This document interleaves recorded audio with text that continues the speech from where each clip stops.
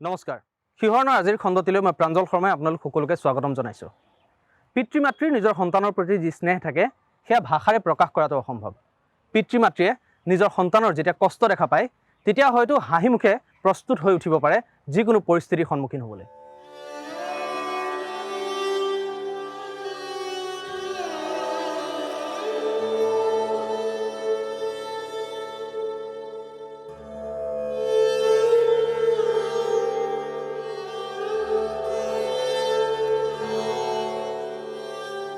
বাবাৰ কি হলো এতিয়া?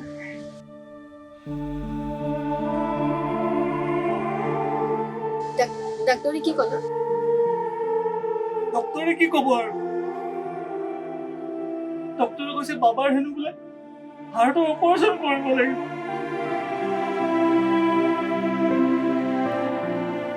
কিমান খৰচ পৰিব? খৰচটো বহুত পৰিব, পইচা হেনো 5 লাখ টকা পৰিব।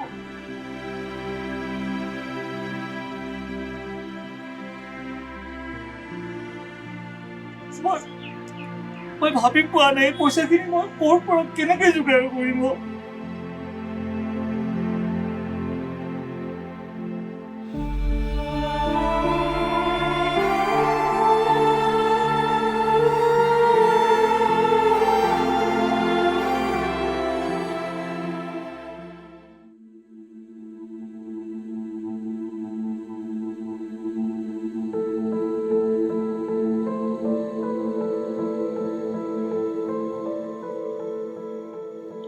গাটো বেয়া লাগিছে, গাখীৰ গ্লাছ দিয়া না।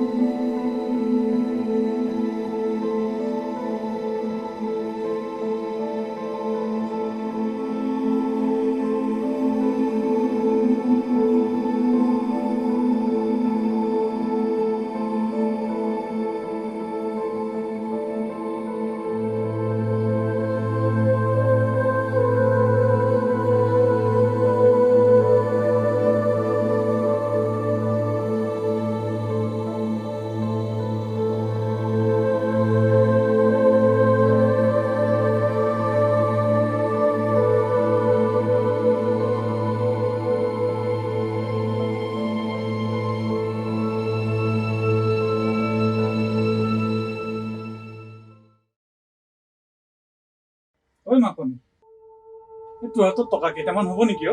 বজাৰখন কৰিবলৈও হাতত টকা অলপো নাই।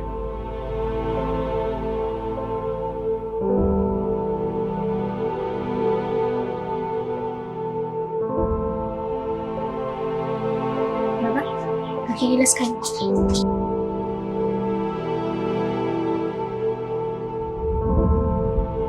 বিস্কুট দুখন নাই নেকি? বিস্কুট আনিব ৰ দেউতাই, তোৰ ঔষধো আনিবলৈ আছে নহয়। গাখীৰ গিলাচ খাই লৈছো।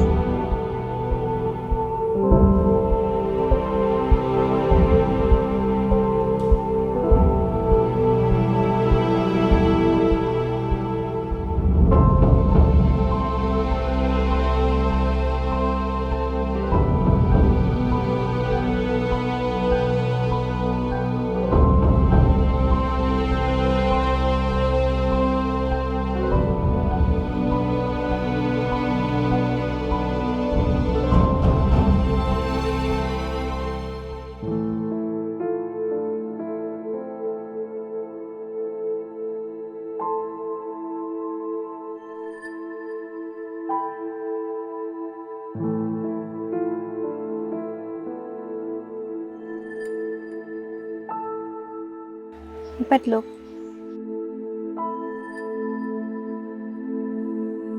এইপাত কিয়? বাকীও বহুত আছে নহয়। নাই, এইপাত নালাগে মোক। এয়া তুমি কি কৰিছা? ইপাত লৈ যাওক, ইপাত দি যি পায় লৈ আহক।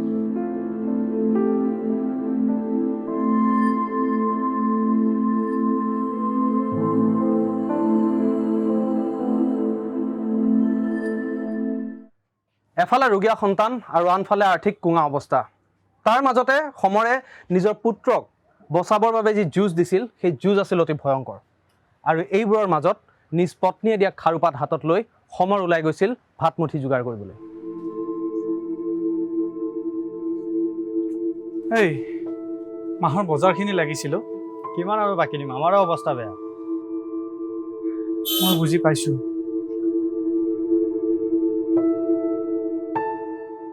চিগাৰেট এটা হ'ব।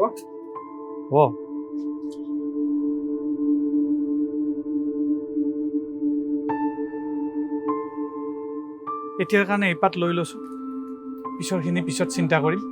মোক মাহৰ বস্তুখিনি আজি দে। ঠিক আছে, দি আছোঁ।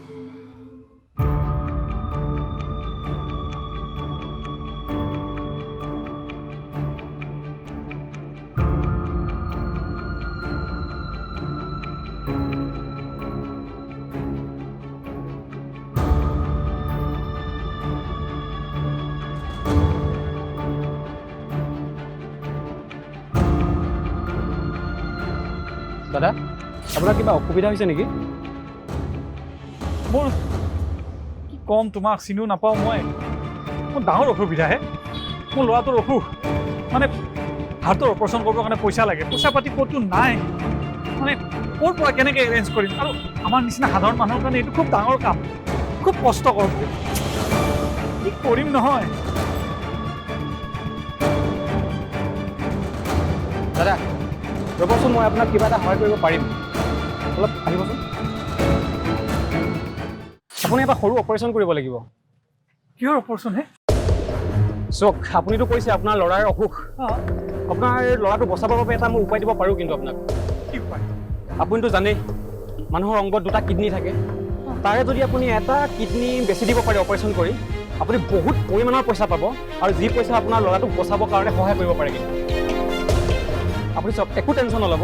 আপুনি জাষ্ট কলকাতাত যাব লাগে, অপাৰেশ্যনটো কৰিব লাগে, আপুনি পইচাটো লৈ ঘূৰি আহিব লাগে। বাকী পিছত আমি আছোঁ, আপুনি টেনশ্যন ল'ব নালাগে। ঠিকে আছে, আপুনি ভয় কৰিবলগীয়া কোনো কথা নাই। এটা কিডনী অপাৰেশ্যন কৰক। দুটা কিডনী থাকে মানুহৰ দেহত। এটা কিডনী যদি আপুনি বেচিব পাৰে, বহুত পৰিমাণৰ পইচা পাব, যি আপোনাৰ ল'ৰাটোক বচাবৰ কাৰণে সহায় কৰিব। আপুনি জাষ্ট কলকাতা যাব লাগে, এবাৰ অপাৰেশ্যন কৰক, ঘূৰি আহক, পইচা লৈ আহক, আমি আছোঁ বেগত। একো আপুনি প্ৰব্লেম নাপায়, একো অসুবিধা নাপায় আপুনি যদি পাৰে।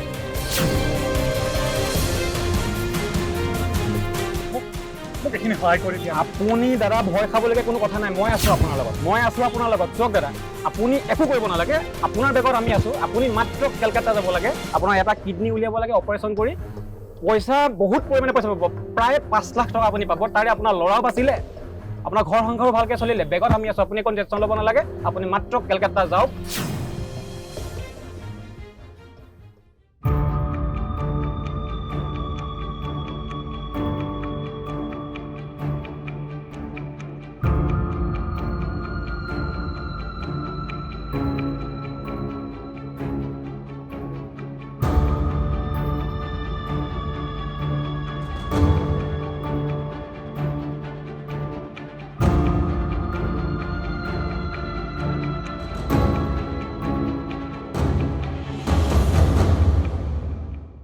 পুত্ৰৰ চিকিৎসাৰ বাবে অসমৰ্থ হৈ পৰা সমৰক হঠাৎ এজন অচিনাকি ব্যক্তিয়ে সহায়ৰ হাত আগবঢ়াইছিল। সকলো আশাৰ দুৱাৰ বন্ধ হৈ পৰা সময়ৰ বাবে যেন এক নতুন আশাৰ ৰেঙনি আৰম্ভ হৈছিল। কিন্তু কথাটো হ'ল, যি সমৰে নিজৰ ভাতমুঠি মোকলাবৰ বাবেও নিজৰ পত্নীৰ সেই খাৰুপাত বন্ধকত দিব লগা হৈছিল, তেওঁক ৰমেন মেধিয়ে কেনেদৰে আৰু কিয় সহায় কৰাৰ কথা কৈছিল। ঐ মাকনি, মাকনি ঐ, কৈছোঁ ৰ'ব। এইটো লচোন। শুনচোন, এই মানুহ এজনক তলত লগ পালোঁ। বৰ ভাল মানুহজনে এটা সহায় কৰিম বুলি কৈছে। কেৱল মোৰ মাত্ৰ এটা সৰু অপাৰেশ্যন হ'ব। অপাৰেশ্যন? আকৌ কি অপাৰেশ্যন? তই এইবিলাক চিন্তা কৰিব নালাগে, যি কৰিব লাগে মই কৰিম।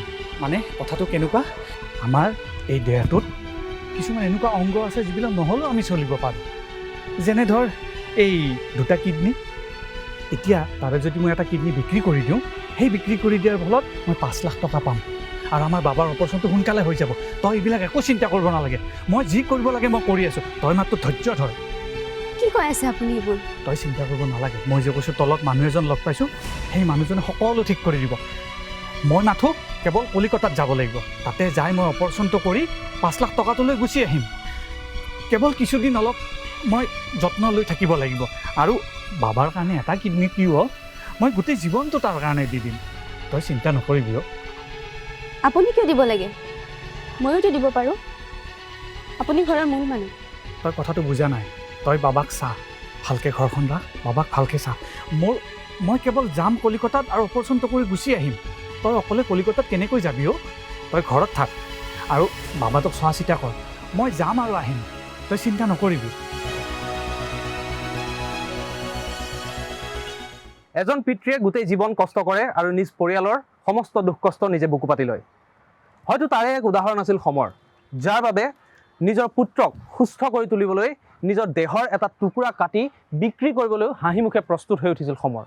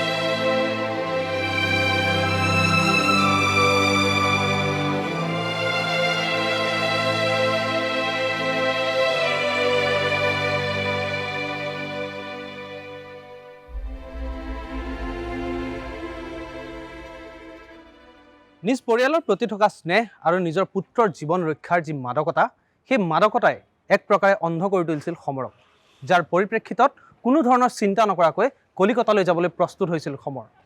কিন্তু যি প্ৰতিশ্ৰুতিৰ সাহসত সমৰে ইমান ডাঙৰ এটা সিদ্ধান্ত লৈছিল, সেই সিদ্ধান্ত সঠিক আছিল জানো?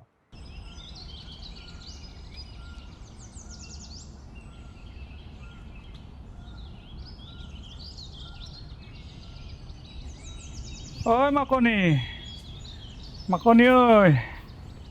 আপুনি আহিলে? ৰ'ব।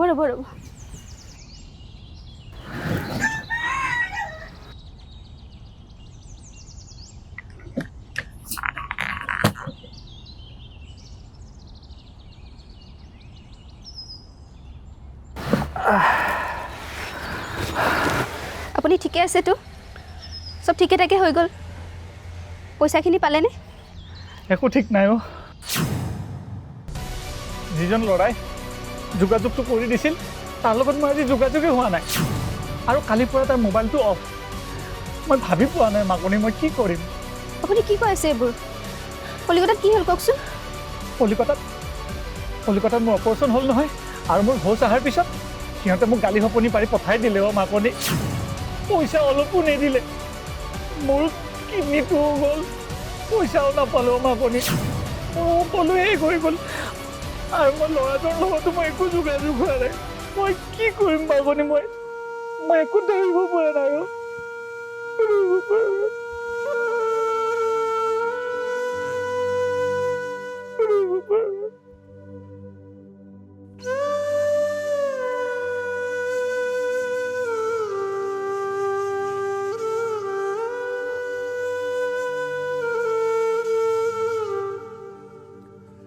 আৰ্থিক অনাটন, দুৰ্ভগীয়া পৰিয়াল আৰু নিজ পুত্ৰৰ জীৱন ৰক্ষাৰ হকে সমৰে যিখন যুঁজ দি আছিল, সেই যুঁজত প্ৰায় দিশহাৰা হৈ পৰিছিল সমৰ।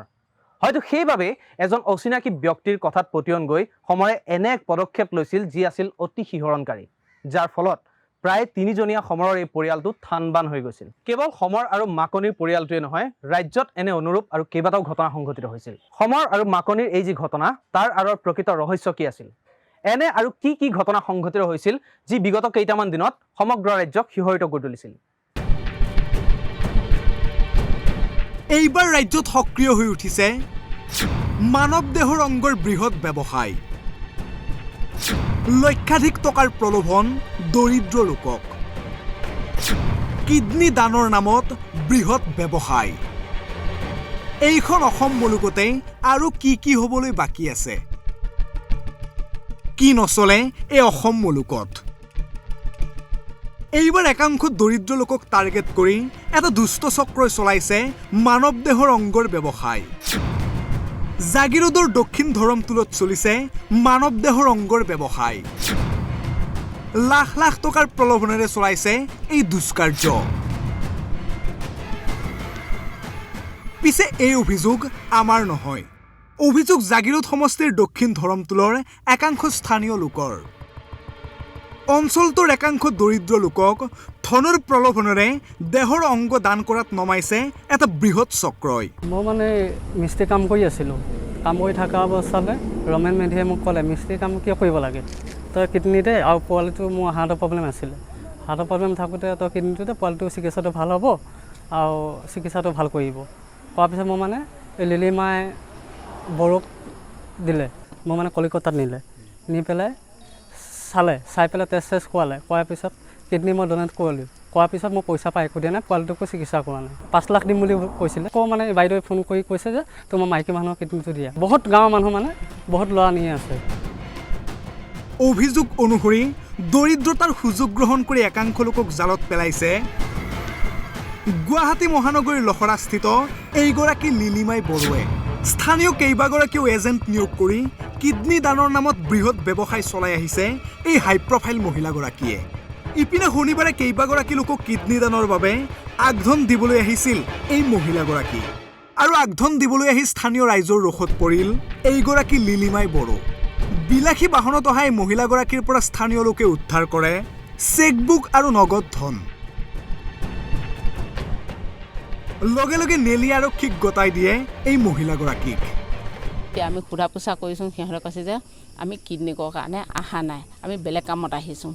ঠিকে আছে, যদি বেলেগ কামত আহিছ তেতিয়াহ'লে আমি ধৰি লওক গাড়ীত খানতালাচ কৰোঁ, আৰু থানা প্ৰশাসনলৈ ফোন কৰা হৈছে। তেতিয়া ধৰি লওক টকা ওলাইছে 41,000 টকা আৰু চেক। 3জনক তাৰমানে টকা দিয়া কথা আছিল আজি টকা পইচা দি সিহঁতক এগ্ৰিমেণ্ট কৰি থৈ যাব। তাৰপিছত সিহঁতক আকৌ তাৰিখ দিব, ফোনৰ নাম্বাৰ আছে, তেতিয়া লৈ যাবহি, আহি লৈ যায়। তেতিয়া সিহঁতে টেষ্ট কৰাব, তাত কৰাই চৰাইলে আকৌ 15 দিনৰ কাৰণে ইয়ালৈ ঘৰলৈ পঠিয়াই দিয়ে। 15 দিনৰ পিছতহে সিহঁতক তাৰমানে কলিকতাত কিডনীক দিব। আনহাতে ঘটনা সন্দৰ্ভত নেলি আৰক্ষীয়ে অব্যাহত ৰাখিছে তদন্ত। এই মানৱ দেহৰ অংগৰ ব্যৱসায়ৰ লগত জড়িত বৃহৎ চক্ৰটোৰ বিৰুদ্ধে কঠোৰ পদক্ষেপ গ্ৰহণ কৰিবলৈ মুখ্যমন্ত্ৰী ডক্টৰ হিমন্ত বিশ্ব শৰ্মাক আহ্বান জনাইছে স্থানীয় লোকে। অসম চৰকাৰৰ মুখ্যমন্ত্ৰী হিমন্ত বিশ্ব শৰ্মা ডাঙৰীয়াই যেনেধৰণে তেওঁ দুৰ্নীতিৰ প্ৰতি যি পদক্ষেপ লৈছে, প্ৰত্যেকটো বিভাগত এই কিডনী চক্ৰৰ লগত যিমান জড়িত আছে, আমি আশা কৰোঁ যিজনক আমি আজি হাতে লোতে ধৰি দিছোঁ, এওঁ থুৱে যাতে এই কিডনী চক্ৰটোক সম্পূৰ্ণ মানে নিক্ষেপ কৰিবলৈ তেওঁ চেষ্টা কৰে। আমাৰ তেখেতলৈ এটাই অনুৰোধ থাকিল। এয়া কেৱল এটাহে ঘটনা। এই ঘটনা সন্দৰ্ভত যেতিয়াই সংবাদ মাধ্যম আৰু প্ৰশাসন তৎপৰ হৈ উঠিছিল, তেতিয়াই পোহৰলৈ আহিছিল এই ঘটনাৰ দৰে অনুৰূপ আৰু বহুতো ঘটনা। তাৰ পাছতেই আমি গম পাইছিলোঁ যে এই বিক্ৰ চক্ৰান্তই সমগ্ৰ ৰাজ্যতে শিপাই পেলাইছে। কিডনী বিক্ৰী কাণ্ডই কঁপাইছে ৰাজ্য। দক্ষিণ ধৰমটোলৰ পাছত এইবাৰ নগাঁও, ডিব্ৰুগড়। মানৱ অংগৰ ব্যৱসায়ী চক্ৰৰ হাতোৰাত ইখনৰ পিছত সিখন জিলা। মৰিগাঁৱৰ দক্ষিণ ধৰমটোলৰ পাছত এইবাৰ নগাঁৱৰ হোজগাঁৱত ৰহস্যজনক কিডনী দান 8জনৰ। কলকাতাত আৰ্থিক অনাটনৰ বাবে বেচিলে কিডনী। নগাঁও চহৰৰ সমীপৰ এইখন হোজগাঁৱৰো বহুকেইজন দৰিদ্ৰ লোকে কলকাতাত কিডনী দানক লৈ সন্দেহ ঘনীভূত হৈছে স্থানীয় লোকৰ। এতিয়াও হোজগাঁৱৰ 3 লোকে বাহৰ পাতি আছে কলকাতাত। বুধবাৰে হোজগাঁৱৰ ৰহস্যজনক কিডনী দান সন্দৰ্ভত ৰাষ্ট্ৰ হোৱাৰ লগে লগে হৈচৈ লাগিল গাঁওখনত। দীৰ্ঘদিন ধৰি গাঁওখনৰ ৰাইজে কিডনী দান সন্দৰ্ভত সন্দেহ প্ৰকাশ কৰি আহিছিল। এতিয়া প্ৰথমতে দিছে ত্ৰিকটীয়া বোলা ল'ৰাজনে, পিতা হৈছে বংশীধৰ দাস। তাৰপিছত দিছে মহেন্দ্ৰ দাসে দিছে, পিতা হৈছে লম্বোদৰ দাস। ৰাজু নাথ, তেখেত আমাৰ ইয়াৰ জোঁৱাই হয়, বেলেগৰ ল'ৰা। তেখেতৰ বাপেকৰ নামটো নাজানো। তাৰপিছত হৈছে মঞ্জু দাস, স্বামী হৈছে পদ্মকান্ত দাস, বাপুতি দাস, ঘৈণীয়েক হৈছে গৌৰী দাস, ৰাজু দাস, ঘৈণীয়েক হৈছে জয়া দাস। ৰাজু দাস ইতিমধ্যে কলিকতাত আছেগৈ। বিশাল দাস, ঘৈণীয়েক স্বপ্না দাস, চিগৰা দাস, পিতা হ'ল বংশীধৰ দাস। তেওঁলোকক কোনে নিয়ে এই কথাটো আমি হ'লে নাজানো। তেওঁলোকক সুধিলে আপোনালোকে চব কথাখিনি পাই যাব। কলিকতাত কিডনি দিবলৈ কোন আছে? চিকৰা বোলা ল'ৰাজন আছে, বিশাল দাসে দি আহিলেগৈ। দুজন তাতে আছে, 6জনে দিয়া হৈছে। ডিব্ৰুগড়ৰ লাহোৱাল খোৱাপৰা চেঙেলিজান চাহ বাগিচাতো একেই ঘটনা। 3 লাখ টকাত কলকাতাত কিডনি বিক্ৰী কৰিলে অভাৱগ্ৰস্ত শ্ৰমিকে। ডিব্ৰুগড়ৰ এইখন চেঙেলিজান চাহ বাগিচাৰ এইজন ৰাজু কৰ্মকাৰে কলকাতাত বিক্ৰী কৰিলে কিডনি। ৰাজুৰ উপৰিও চেঙেলিজান চাহ বাগিচাৰ 2 শ্ৰমিক 1 মহিলাই বিক্ৰী কৰিলে কিডনি। কিডনি দিবলৈ কৈ এতিয়াও উভতি অহা নাই মহিলাগৰাকী। ঘটনাক লৈ এতিয়া তীব্ৰ চাঞ্চল্যৰ সৃষ্টি হৈছে বাগিচাখনত। স্থানীয় দল সংগঠনে জনাইছে উচিত তদন্তৰ দাবী।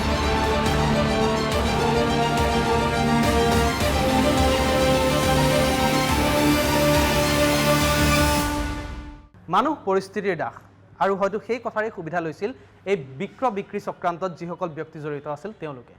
কিন্তু প্ৰশ্ন হয়, এই চক্ৰান্তত জড়িত যিসকল ব্যক্তিয়ে আত্মসমৰ্পণ কৰিছিল আৰু যিসকল ব্যক্তি প্ৰশাসনৰ হাতত ধৰা পৰিছিল, কেৱল সেইসকল ব্যক্তি ইয়াৰ লগত জড়িত নে ইয়াত কোনো এনে ব্যক্তি জড়িত আছে যাৰ আমি এতিয়াও পৰিচয় পোৱা নাই? সেই কথা আমি আগন্তুক দিনত গম পাম। প্ৰশাসনৰ তৎপৰতা আৰু সংবাদ মাধ্যমৰ সহযোগৰ জৰিয়তে হয়তো আমি ইয়াৰ আঁৰত থকা প্ৰকৃত ব্যক্তিৰ পৰিচয় জানিবলৈ সুযোগ পাম। আৰু ইয়াৰ লগে লগে মই আজি প্ৰাঞ্জল শৰ্মাই শিহৰণৰ পৰা বিদায় লৈছোঁ। ধন্যবাদ।